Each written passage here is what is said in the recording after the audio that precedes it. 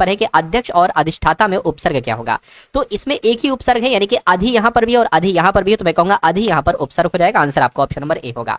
उसके बाद देखिए यश प्राप्त का समास विग्रह अगर आप करेंगे तो सतु क्या करेंगे, यश से प्राप्त नहीं, यश जैसा प्राप्त नहीं, यश के लिए प्राप्त नहीं, सतु यश को प्राप्त, यानी कि यश प्राप्त का समास विग्रह क्या होगा, यश को प्राप्त होगा। एक शब्द यहां पर दिया गया है सतु जन्म मरण, है ना, इसमें कौन सा समास है, मैं कहूंगा अगर दो शब्द आपको देखने को मिले, यानी कि दो शब्द दिए गए हैं और बीच में ऐसा योजक चिन्ह आ जाए तो वहां पर हमेशा कौन सा समास होता है, द्वंद्व समास होता है। अगला देखिए स्थावर का विलोम सतु क्या हो सकता है, तो मैं कहूंगा स्थावर का विलोम जंगम होता है। अगला देखिए परकीय का विलोम आपसे पूछा जा रहा है, तो परकीय का विलोम क्या होता है, स्वकीय होता है। आंसर आपका ऑप्शन नंबर डी होगा। यह दृश्य बहुत सुंदर है, इसमें जो बहुत सुंदर है ना साथियों, बहुत सुंदर, इसमें कौन सा विशेषण है, देखिए बहुत सुंदर, मैं कहूंगा साथियों यहां पर प्रविशेषण हो जाएगा, यानी कि बहुत सुंदर। एक तरीके से अगर बात करें साथियों, देखिए दृश्य के बारे में कौन बता रहा है, सुंदर बता रहा है, कहिए बिल्कुल सुंदर बता रहा है, लेकिन यहां पर बहुत के बारे में आपसे पूछा जा रहा है तो कौन सा हो जाएगा साथियों, प्रविशेषण हो जाएगा। आंसर आपका ऑप्शन नंबर डी हो जाता है। उसके बाद देखिए साथियों दिनेश रोज 4 लीटर दूध पीता, इस वाक्य में 4 लीटर किस प्रकार का विशेषण है, तो मैं कहूंगा यहां पर परिमाणवाचक की बात चल रही है, यानी कि परिमाणवाचक विशेषण हो जाएगा। आंसर आपका बी होगा। जिसे पानी या किसी और वस्तु को पीने की प्यास हो उसके लिए एक शब्द क्या हो सकता है, उसके लिए हम लोग साथियों पिपासु कहते हैं, यानी कि जिसे पानी या किसी और वस्तु को पीने की प्यास हो तो उसके लिए एक शब्द पिपासु हो जाएगा। अगला सवाल आपकी स्क्रीन पर आपसे कहा जा रहा है साथियों के निम्नलिखित वाक्य में रेखांकित भाग के लिए एक सार्थक शब्द आपसे यहाँ पर पूछा जा रहा है। देखिए योगी महाराज ने मृत्यु को जीत लिया, मैं कहूंगा मृत्यु को जीतने वाले के लिए क्या एक शब्द कह सकते हैं, तो मृत्युंजय कहा जाता है। आंसर आपका ऑप्शन नंबर ए होगा। अगला सवाल देखिए निम्नलिखित में से साथियों तत्सम शब्दों का संगत युग्म कौन सा हो सकता है, मुझे बताइए। देखिए तत्सम शब्द का तत्सम और तद्भव वो होना चाहिए। देखिए खरपट को खोपड़ी कहते हैं, मैं कहूंगा नहीं, उसके अलावा सक्तु को सत्य भी नहीं कहते हैं, लेकिन हाँ पर्यंक को साथियों है ना, पर्यंक को पलंग कहा जाता है, ये आपको ध्यान रखना है। आंसर आपका ऑप्शन नंबर सी होगा। चलिए उसके बाद देखिए अगला सवाल आपसे कहा जा रहा है कि हिंदी वर्णमाला के स्वरों की संख्या कितनी होती है, तो कितनी होती है आप सभी लोग जानते हैं 11 होती है साथियों स्वरों की संख्या।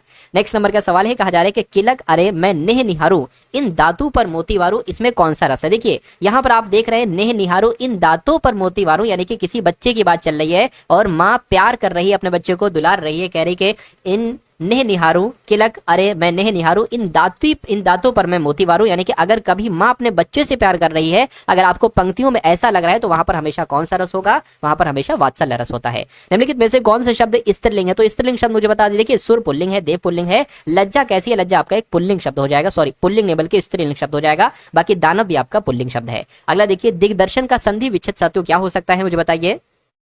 तो दिक धन दर्शन हो जाएगा, ऐसा कहां पर लिखा हुआ है, देखिए हलंत भी होना चाहिए, इसमें हलंत नहीं है, हलंत यहाँ ऑप्शन नंबर डी वाले में, यानी कि आपके सवाल का जवाब अगर ऑप्शन नंबर डी है तो बिल्कुल करेक्ट है। निम्नलिखित में से निर्देशक चिन्ह कौन सा है, मुझे बता दीजिए। इसमें से निर्देशक चिन्ह साथों पता कौन सा है, ये वाला जो है ना, ये एक निर्देशक चिन्ह है। निम्नलिखित में से कौन सा शब्द बहुवचन है, तो बहुवचन की अगर बात करते हैं पौधा एक वचन है, लड़का एक वचन है, पुस्तक एक वचन है, लेकिन प्राण शब्द बहुवचन है, इसलिए सही जवाब आपका सी होगा। उसके बाद देखिए साथियों निम्नलिखित वाक्य में वर्तनी संबंधी त्रुटि की पहचान कर शुद्ध वाक्य का चयन करिए। गर्मी में हम शिमला घूमने जाएंगे, तो यहाँ पर आपको दिक्कत क्या लग रही, गर्मी में हम नहीं साथियों, गर्मियों में हम शिमला घूमने जाएंगे ये होना चाहिए। तो यहाँ पर भी गर्मी लिखा हुआ, यहाँ पर गलत है, यहाँ पर भी नहीं, यहाँ पर बिल्कुल सही है, गर्मियों में हम शिमला घूमने जाएंगे। आंसर आपका डी होगा। उसके बाद देखिए अगला सवाल आपकी स्क्रीन पर है, आपसे कहा जा रहा है कि सकर्मक क्रिया का उदाहरण इसमें से कौन सा है, मुझे बताइए। सकर्मक क्रिया का उदाहरण पूछा जा रहा है। देखिए राम मंदिर अयोध्या में बना है, रमेश ने खिलौने खरीदे, वह छत पर है, या हाथी सो रहा था। मैं कहूंगा सकर्मक क्रिया की अगर बात करते हैं साथियों तो ये ऑप्शन नंबर बी में आपका सकर्मक क्रिया हो जाएगा। आंसर आपका ऑप्शन नंबर बी होगा। अगला सवाल देखिए नेक्स्ट नंबर का सवाल है, कहा जा रहा है कि कारक बताइए हिमालय पर्वत से गंगा निकलती है।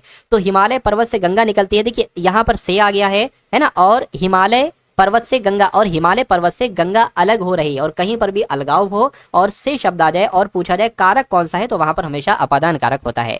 यह काम मैं आप कर लूंगा, इन पंक्तियों में कौन सा सर्वनाम है, देखिए यह काम मैं खुद कर लूंगा, यह काम मैं अपने आप कर लूंगा, यह काम मैं स्वयं कर लूंगा। अगर ऐसे शब्द आ रहे हैं और वहां पर पूछे सर्वनाम कौन सा है, तो आप लोग हमेशा बताएंगे वहां पर निजवाचक सर्वनाम होता है।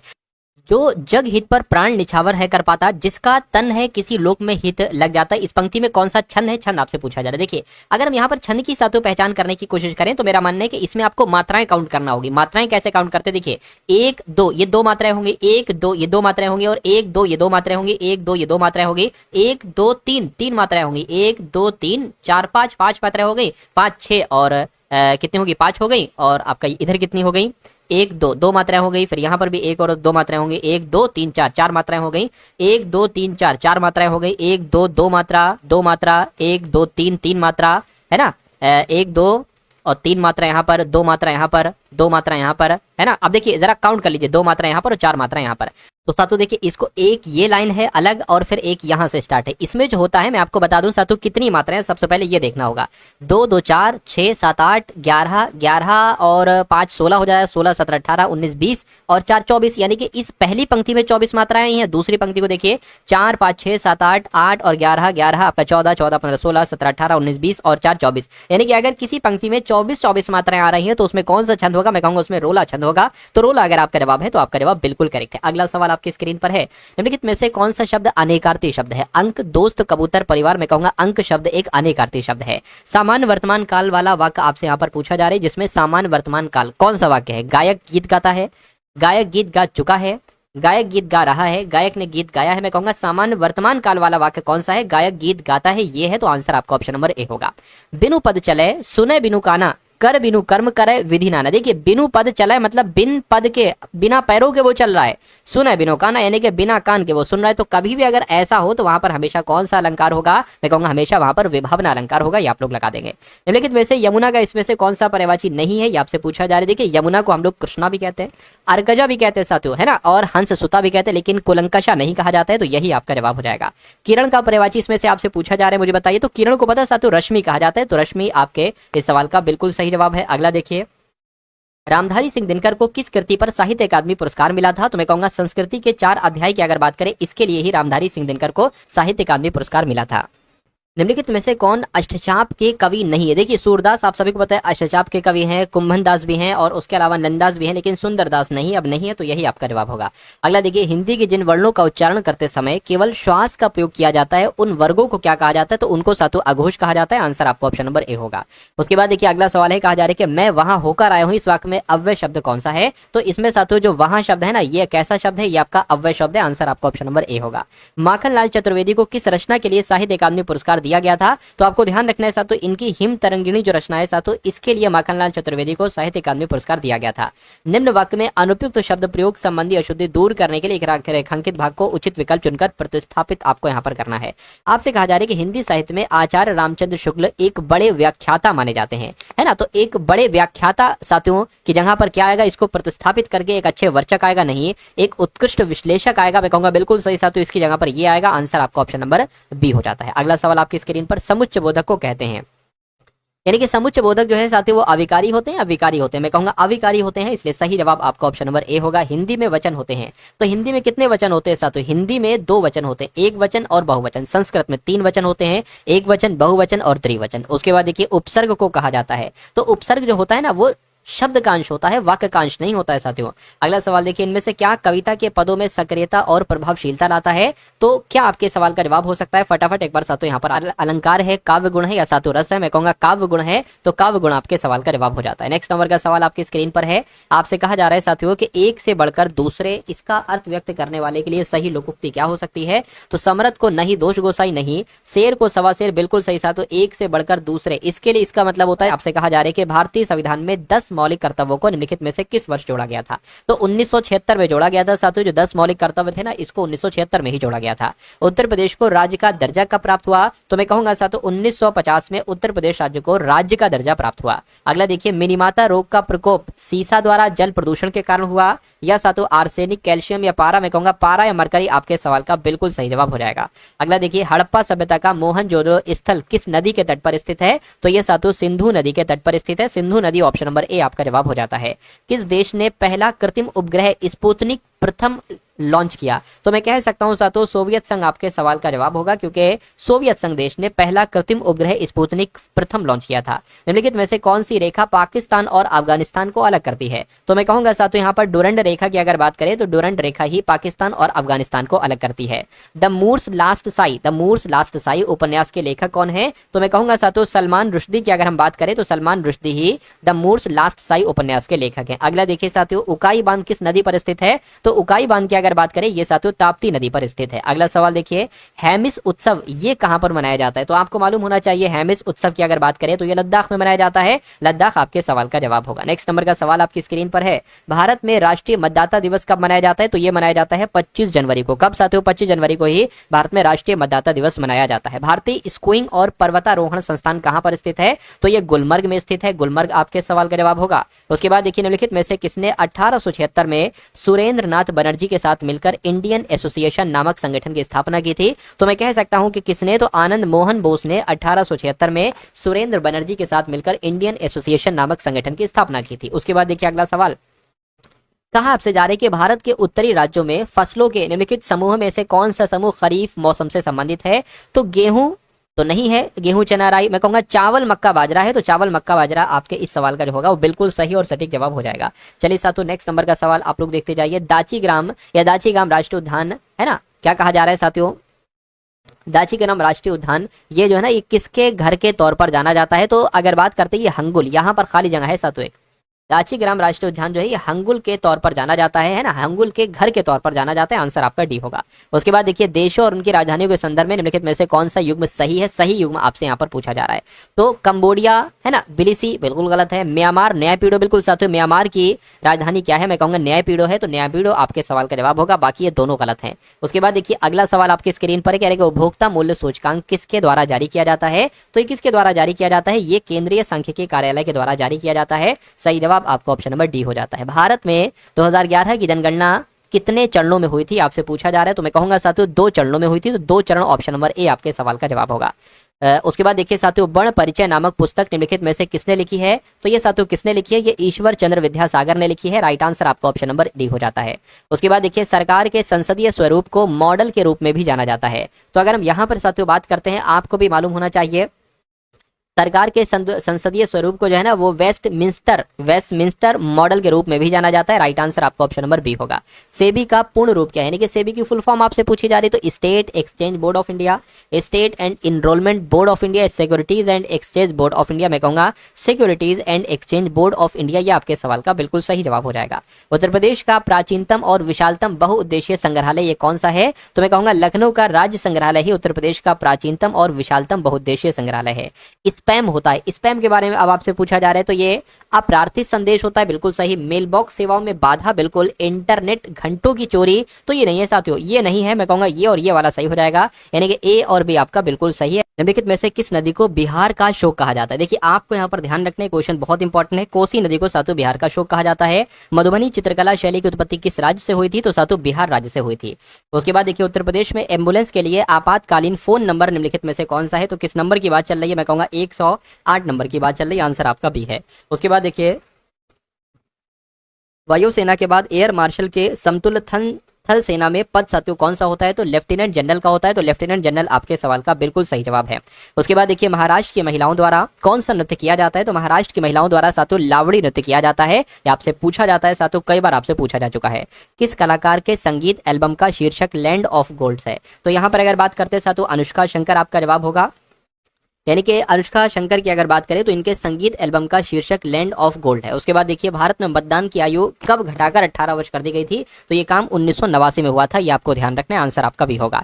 हाल ही में against map genius of India का खिताब किसने जीता है? तो किसने जीता है साथियों? सक्षम ठाकुर ने जीता है। राइट आंसर आपका ऑप्शन नंबर बी है। अगला देखिए, हाल ही में कौन सा राज्य समान नागरिक संहिता लागू करने वाला पहला राज्य बना है? तो ये उत्तराखंड की बात चल रही है। तो उत्तराखंड आपके सवाल का जवाब होगा। अगला देखिए, हाल ही में अंतर्राष्ट्रीय अंतरिक्ष स्टेशन की यात्रा करने वाले पहले भारतीय अंतरिक्ष यात्री कौन बनेंगे? तो कौन बनेंगे साथियों? शुभांशु शुक्ला बनेंगे। तो आपके सवाल का जवाब ऑप्शन नंबर बी हो जाता है।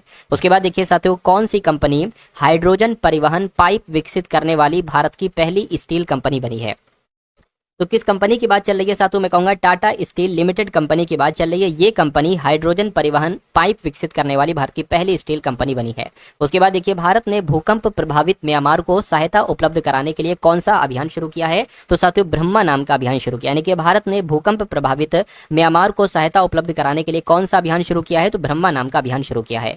भारतीय प्रतिभूति और विनिमय बोर्ड यानी कि सेबी का 11वां अध्यक्ष साथियों किनको नियुक्त किया गया है? तो तुहिन कांता पांडे इनका नाम है और इनको ही नियुक्त किया गया है सेबी का अध्यक्ष। अगला सवाल देखिए, 47वीं राष्ट्रीय जूनियर गर्ल्स हैंडबॉल चैंपियनशिप किसने जीती है? तो किसने जीती है साथियों, किस राज्य ने जीती है, तो अपने उत्तर प्रदेश ने जीती है, तो उत्तर प्रदेश आपके सवाल का जवाब होगा।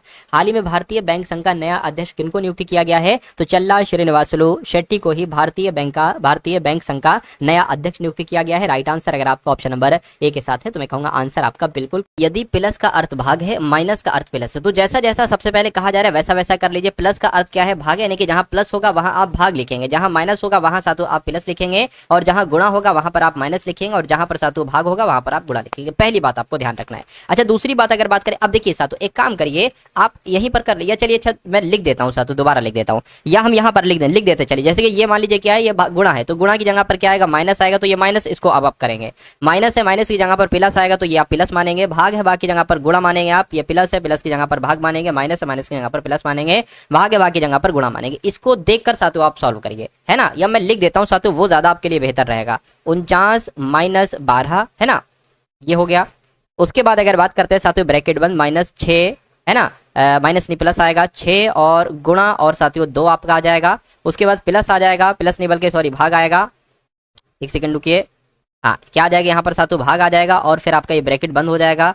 ये भाग आ गया, ब्रैकेट बंद हो गया। 4 + 3 आपका हो गया, है ना, और गुणा आ जाएगा और 5 आ जाएगा। अब देखिए ये ब्रैकेट में बंद है, ये डबल ब्रैकेट में बंद है, एक ये वाला, एक ये वाला, एक ये वाला। तो सबसे पहले इसको सॉल्व करिए। 49 में से 12 अगर आप घटाएंगे तो कितना बचेगा, मैं कहूंगा 37 बचेगा बिल्कुल। प्लस आपका क्या आ जाएगा साथियों, ये 6 दूना 12 आ जाएगा, तो 6 दूना आपका यहाँ पर 12 आ जाएगा। यहाँ पर साथियों आपकी बात जो है ना वो खत्म हो जाती है, ये ब्रैकेट अब आपका लग जाएगा, है ना, ये ब्रैकेट लग जाएगा। अब इधर साथियों क्या आ जाएगा, आपका यहाँ पर भाग आ जाएगा, और ये 4 3 कितना हो जाएगा, 7 हो जाएगा, और गुणा आपका कितना हो जाएगा साथियों, गुणा अब ब्रैकेट ये बंद हो जाएगा साथियों। उसके बाद ये अब आपका 5 यहाँ पर आएगा। अब क्या होगा, अब ये सॉल्व होगा क्योंकि ये ब्रैकेट के अंदर है। देखिए 37 12 कितना होता है, मैं कहूंगा 37 12 की अगर हम बात करते हैं तो ये 9 हो जाएगा, ये 4 49 हो जाएगा, और ये साथियों भाग 7 है, तो 7 से कट होगा, 7 7 49 आ जाएगा, ठीक है ना। तो 7 गुणा 5 आपका कितना हो जाएगा, मैं कहूंगा 35 हो जाएगा। 35 कहां पर लिखा हुआ है, ऑप्शन नंबर सी में लिखा हुआ है। तो जिनका आंसर ऑप्शन नंबर सी के साथ है, मैं कहूंगा आंसर आपका बिल्कुल करेक्ट हो जाता है। अगला सवाल आपकी स्क्रीन पर बहुत ध्यान से देखिएगा इस सवाल को और बताइएगा आपका जवाब साथियों क्या हो सकता है। आपसे कहा जा रहा है कि 5 व्यक्ति हैं ABCDE, एक सीधी पंक्ति में उत्तर की ओर मुंह करके बैठे, ठीक है। तो 1 2 3 4 और साथियों एक यहाँ पर 5, ठीक है ना।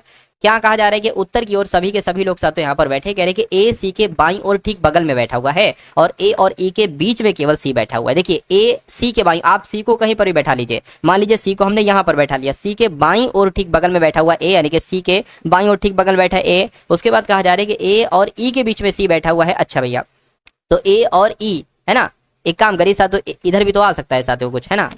एक सेकंड, A C के बाईं ओर ठीक बगल में बैठा हुआ है, अच्छा तो नहीं आएगा। ए और ई के बीच में यहीं पर आएगा, ए और ई के बीच में सी यहाँ पर ही बैठेगा साथियों। उसके बाद कहा जा रहा है कि बी ई के दाईं ओर बैठा हुआ, यानी कि ई के दाईं ओर कौन बैठा हुआ, बी बैठा हुआ है, तो बी बैठा दिया। बी के दाईं ओर बैठा हुआ है डी, बी के दाईं ओर कौन बैठा हुआ है, डी बैठा हुआ है। यहाँ जो एक जगह हमने छोड़ी थी इसको हम हटा देंगे, और इसकी जगह पर इधर एक जगह हम बढ़ा लेंगे, यही होता है ना। तो ए सी ई बी डी ये आपकी सीरीज बन गई। तो पंक्ति के अंतिम सिरे पर कौन बैठा हुआ है, पंक्ति के अंतिम सिरे पर कौन बैठा हुआ भैया, देखिए मैं कहूंगा साथियों पंक्ति के अंतिम सिरे पर कौन बैठा हुआ है, एक फिर से पढ़िए। 5 व्यक्ति ABCDE एक सीधी पंक्ति में उत्तर की ओर मुंह करके बैठे, ए सी के, अभी नहीं पता लगा सकते ना डी है या ए है, तो मैं तो कहूंगा यहां से अगर हम स्टार्टिंग करते हैं तो डी साथियों अंतिम छोर पर बैठा हुआ है।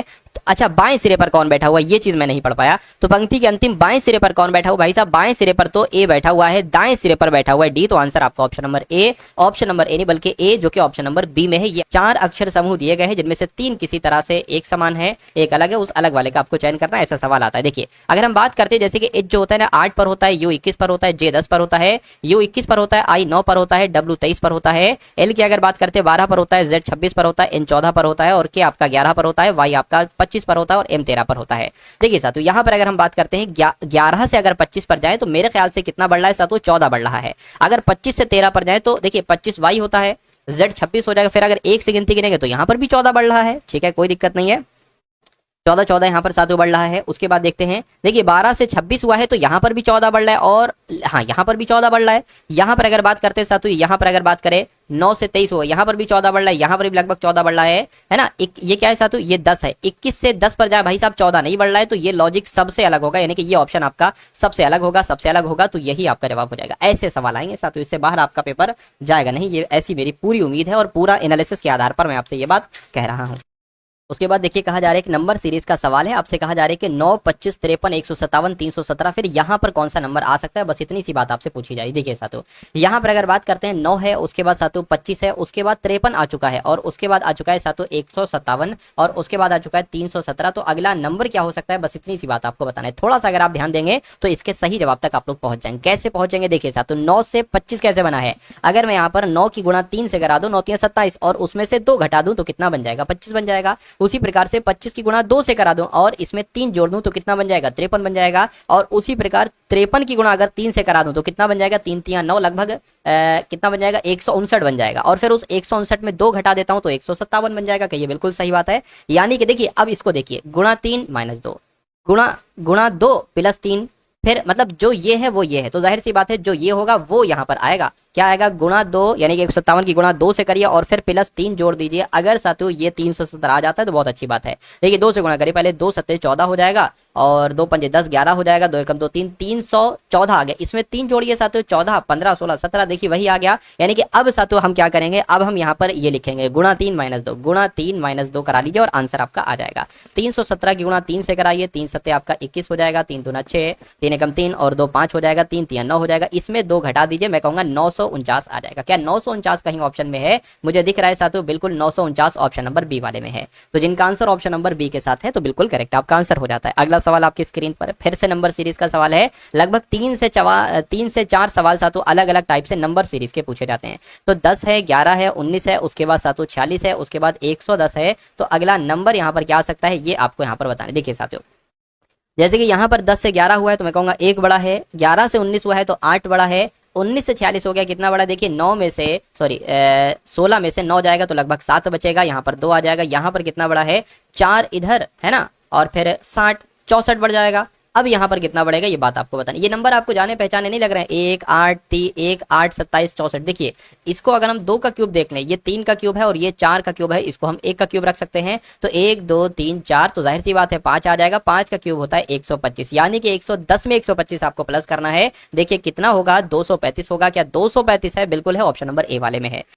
ABCD कैरम का खेल खेल रहे हैं, ठीक है। तो 4 लोग हैं, कैरम खेल रहे हैं, तो एक हमने यहाँ पर सातों कैरम बना लिया। उसके बाद आपसे क्या कहा जा रहा है, उसके बाद आपसे कहा जा रहा है कि AC और BD पार्टनर है, यानी कि A के सामने C होगा और B के सामने साथियों D होगा। यहाँ पर कहने के C जो है ना, C ये D के बाईं ओर बैठा है, जिसका मुख दक्षिण की ओर है। जिसका मुंह दक्षिण ओर है, जिसका का मतलब पता है किसके लिए हो रहा है, पहला वाला C है, दूसरा वाला D है। जिसका का लिए या जो का इस्तेमाल या जिसका का इस्तेमाल दूसरे वाले के लिए होता है, यानी कि D की बात चल रही है, तो D का मुंह दक्षिण की तरफ होगा। तो D को अगर हम यहाँ पर बैठा लें तभी तो साथियों D का मुंह दक्षिण की तरफ है, यही दिशा तो दक्षिण की होती है। उसके बाद कहा जा रहा है कि D के बाईं ओर बैठा हुआ है C, तो D के बाईं ओर कौन बैठा है, C बैठा है, तो C बैठ जाएगा। अब ये तो यहाँ पर बैठ गए। उसके बाद आपसे कहा जा रहा है कि C D के बाईं ओर बैठा है, जिसका मुंह दक्षिण की ओर है, तो A का मुंह किस दिशा में होगा, ये आपसे पूछा जा रहा है। देखिए मैंने आपको बताया था कि अगर A और C पार्टनर है तो जब C यहाँ पर है तो जाहिर सी बात है A यहाँ पर बैठेगा। B और D पार्टनर है तो D यहाँ पर है, जाहिर सी बात है B यहाँ पर बैठेगा। तो कहा जाए A का मुंह किस दिशा में, A का मुंह इस दिशा में होगा। ये दिशा कौन सी होती है, ये दिशा साथियों पूर्व दिशा होती है। तो पूर्व कहां पर लिखा हुआ है, पूर्व आपका ऑप्शन नंबर C में लिखा हुआ है। तो जिनका आंसर ऑप्शन नंबर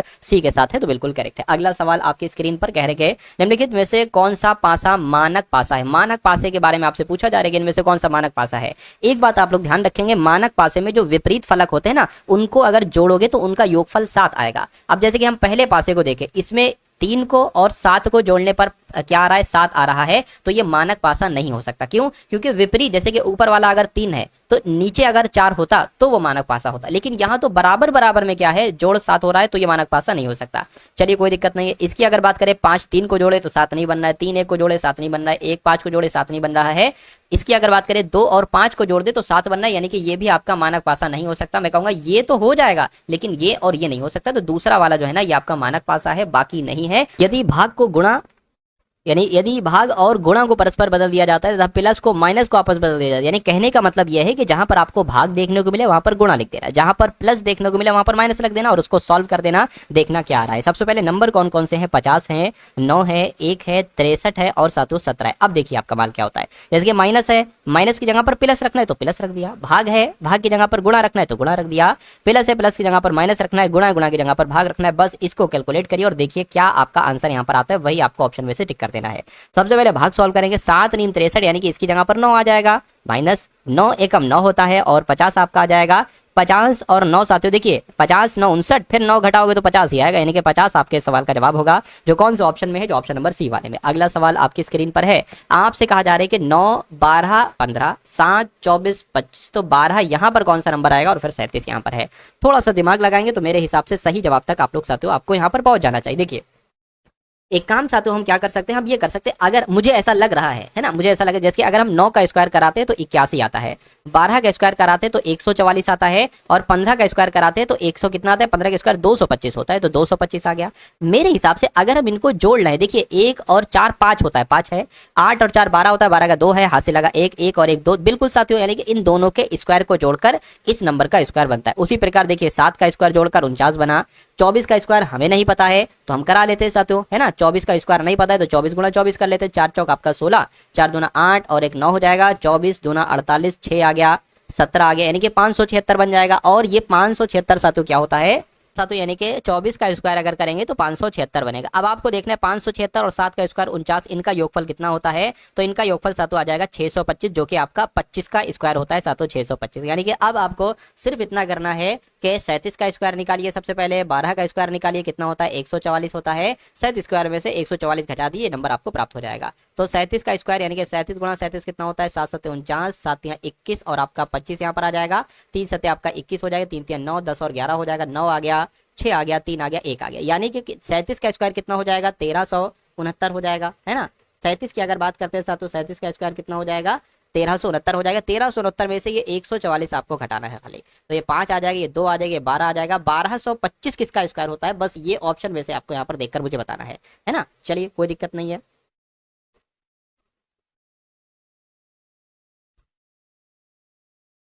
तो 1225 जो होता है ये 35 का स्क्वायर होता है, यानी कि यहाँ पर 35 आ जाएगा और यही आपके सवाल का जवाब हो जाएगा। सवाल बहुत शानदार था साथियों, है ना, सवाल आपका बहुत शानदार था। चलिए नेक्स्ट नंबर का सवाल आपकी स्क्रीन पर है, देखिए सवाल को और बताइए आपका जवाब क्या होगा। आपसे कहा जा रहा है कि JRZQ को 74 लिखा जाता है, LOBT को 118 लिखा जा सकता है, तो XGCF को क्या लिखा जा सकता है। थोड़ा सवाल कॉम्प्लिकेटेड है, आप लोग बताने की कोशिश की। वैसे तो नॉर्मली हम पता क्या करते हैं, जैसे कि J18 पर होता है, J10 पर होता है, R18 पर होता है, Z26 पर होता है, Q17 पर होता है।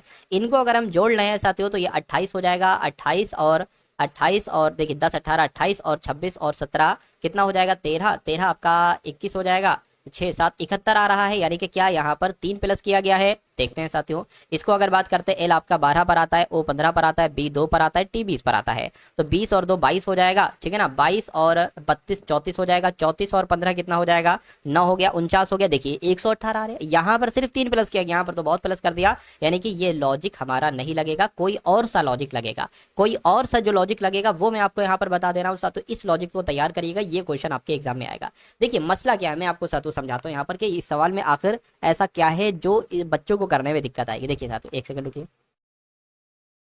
सबसे पहले आपको क्या करना है, आपको इनके अपोजिट लेटर निकालना है। अपोजिट लेटर की अगर हम बात करते हैं, जैसे कि J का अपोजिट लेटर क्या होता है, Q होता है, जैसे कि Z का अपोजिट A होता है ना, ऐसे J का होता है Q, और R का क्या होता है साथियों, I होता है, और Q का क्या होता है साथियों, J होता है। अब इनको जब आप प्लस करेंगे, जैसे Q होता है 17 पर, ठीक है, I होता है साथियों 9 पर, A होता है 1 पर, J होता है 10 पर, इनको अगर आप प्लस करेंगे, प्लस करिए सबसे पहले, फिर मैं आपको यहाँ पर बताता हूँ। देखिए 17 और ये 27 बोल 26 26 27 27 37 37 यहाँ पर हो जाएगा। 37 की अगर बात करते हैं, 37 की गुणा 2 से अगर करते हैं तो 74 आता है, जो कि ये लिखा हुआ है। ऐसे यहाँ पर होगा same to same, opposite letter करके उसको जोड़ लेना है और फिर 2 से गुणा करा देनी है आपको। समझ गए इतनी बात को। उसी प्रकार ये होगा, X का अपोजिट क्या होता है साथ, तो X का अपोजिट C होता है, G का अपोजिट T होता है, और C का अपोजिट X होता है, F होता है साथ। तो इनको प्लस करिए, 3 प्लस 20 प्लस 24 प्लस आपका 21 कितना हो जाएगा साथियों, जब आप इनको जोड़ेंगे तो ये आपका 23 हो गया। 23 और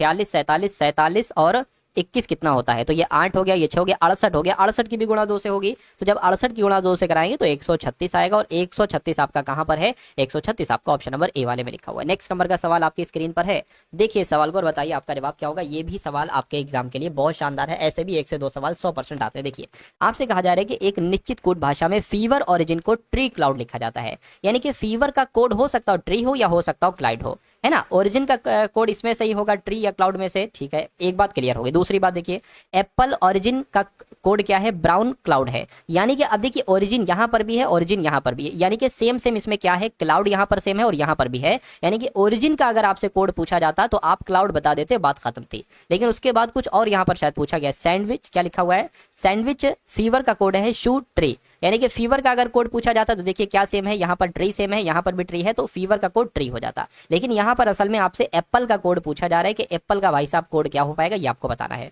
अब आपको ये देखना है कि एप्पल आखिर है कहां पर, एप्पल आपका यहां पर है, यानी कि एप्पल का कोड हो सकता हो ब्राउन हो सकता हो क्लाउड हो, लेकिन क्लाउड तो पहले मैं आपको बता चुका हूं कि क्लाउड जो है ना भैया, ये किसका, ओरिजिन का कोड है। तो बचा क्या साथियों, ब्राउन बचा, यानी कि एप्पल का कोड जो होगा वो ब्राउन होगा। ब्राउन कहां पर है, ब्राउन आपका ऑप्शन नंबर ए वाले में। तो जो लोग भी ऑप्शन नंबर ए के साथ हैं तो बिल्कुल सही है। अगला सवाल आपकी स्क्रीन पर कहा जा रहा है कि छात्रों की एक पंक्ति में गणेश अंतिम से 7वें स्थान पर है। अगर अंतिम से देखते हैं गणेश की पोजीशन तो ये 7वें स्थान पर है, जबकि दूसरे छोर से यानी कि इस छोर से मान लीजिए साथियों 11वें स्थान पर है गणेश, तो पंक्ति में कुल छात्रों की संख्या क्या है। अगर ऐसा सवाल आपसे पूछा जाता है कि एक पंक्ति है उसमें शुरू से यानी कि ऊपर से देखा जाए, शुरू से देखा जाए तो किसी उसकी पोजीशन इतनी बन रही है, लेकिन अंतिम से देखा जाए तो उसकी पोजीशन इतनी बन रही है, तो बताइए उस पंक्ति में कुल छात्र कितने हैं। तो ये दो नंबर आपस में जोड़ दीजिए, आपस में इन दोनों नंबर को जोड़ने के बाद उसमें से एक घटा दीजिए, तो ये कितना हो जाएगा, ये आपका 18 में से एक घटेगा साथियों 11 17, 18 में से एक घटेगा तो 17 आ जाएगा। कुल छात्रों की संख्या साथियों 17 होगी। 17 आपके सवाल का बिल्कुल सही और सटीक जवाब हो जाएगा भाई, बहुत बढ़िया, very good class. Next number का सवाल आपकी स्क्रीन पर है, इस सवाल को देखिए और बताइए आपका जवाब क्या हो सकता है। देखिए आपसे यहां पर कहा जा रहा है कि भैया 6 जो है ना 6 मित्र हैं, BDFHJL, एक वृत्ताकार में इसके चारों ओर केंद्र की ओर मुंह करके बैठे हैं, लेकिन जरूरी नहीं इसी क्रम में। तो 6 लोगों के साथ तो एक हम टेबल टाइप की बना लेते हैं, 1 2 3 4 5 और 1 6, ये 6 लोग यहाँ पर साथों आराम से बैठ जाएंगे। उसके बाद कहा जा रहा है कि BL के तुरंत दाएं को है, DJ के बाएं और दूसरे स्थान पर है ना। ये साथों F लिखा हुआ है, क्या लिखा हुआ है, ये F लिखा हुआ है। देखिए F जो है ना ये H के बाएं और दूसरे स्थान पर है, F H के बाएं और दूसरे स्थान पर है, L H के दाएं को दूसरे है, L H के दाएं को दूसरे पर है, F के बाएं से तीसरे स्थान पर कौन है। अब सिंपल सी बात आपसे ये करना चाहूंगा कि आपको वो लाइन से शुरुआत करना चाहिए जिसमें आपको कॉमन मिल रहा है। देखिए F H यहाँ पर है तो H यहाँ पर है और एक H यहाँ पर है, तो इसको स्टार्टिंग कर लीजिए। तो H के बाएं दूसरे स्थान पर साथों F है, तो H को आप कहीं पर भी बैठा दीजिए, मान लीजिए H हमने यहाँ पर बैठा दिया, सबका मुंह केंद्र की तरफ है, H के बाएं दूसरे स्थान पर F है, यानी कि F साथों यहाँ पर आएगा, यानी कि L H के दाएं को दूसरे स्थान पर है। अब देखिए अब क्या H यहाँ पर H के दाएं को दूसरे स्थान पर, H के दाएं को दूसरे स्थान पर L है, यानी कि L आपका यहाँ पर आ जाएगा, ये बात भी क्लियर हो गई। अब देखिए अब आगे की कहानी हम लोग देखते हैं, B L के तुरंत दाएं को है, यानी कि L के तुरंत दाएं को कौन है साथों, B है, तो B यहाँ पर आ जाएगा, है ना। उसके बाद J के बाएं दूसरे स्थान पर D है ना, J के तुरंत बाएं। अब देखिए J को अगर हम यहाँ पर बैठा लेंगे तभी J के बाएं और तुरंत पर क्या हो पाएगा, D हो पाएगा, जो कि यहाँ पर बैठेगा।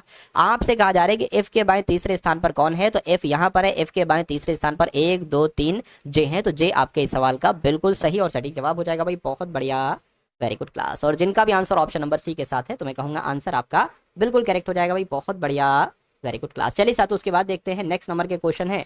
तो वीडियो को अगर आपने साथों अभी तक लाइक नहीं किया है तो वीडियो को एक बार आप लोग जरूर यहाँ पर लाइक कर दीजिएगा। चलिए अब साथों यहाँ पर सवाल जो आपके सामने आएंगे वो मैथ्स के सवाल आएंगे, तो इसलिए भी इन सवालों को आप लोग बहुत अच्छे से देखिएगा। मैथ के आपके एग्जाम में 20 सवाल आएंगे, एक एक कॉन्सेप्ट आपका बहुत शानदार है। देखिए आपसे यहाँ पर साथों कहा जा रहा है कि एक व्यापारी क्रय मूल्य से 20% अधिक मूल्य अंकित करता है तथा 20% की छूट देता है, तो लाभ होगा या हानि होगी। लाभ होगा तो कितना लाभ होगा, हानि होगी तो कितना हानि होगी। देखिए मैं कह सकता हूँ क्रय मूल्य और अंकित मूल्य का यहाँ पर जिक्र किया गया है ना।